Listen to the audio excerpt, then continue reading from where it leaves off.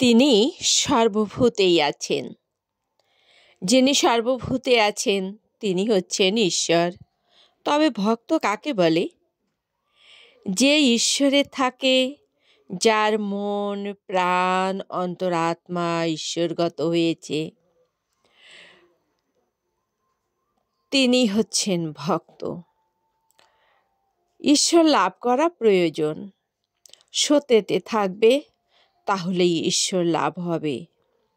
হে ঈশ্বর, আমি তোমায় চাই।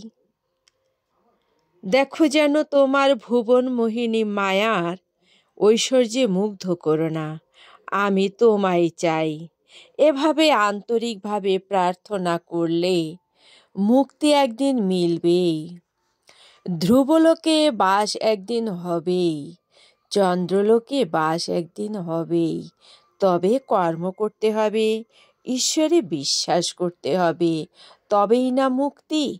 মুক্তি কি এতই সহজ? এজন্য সাধনা করতে হয়।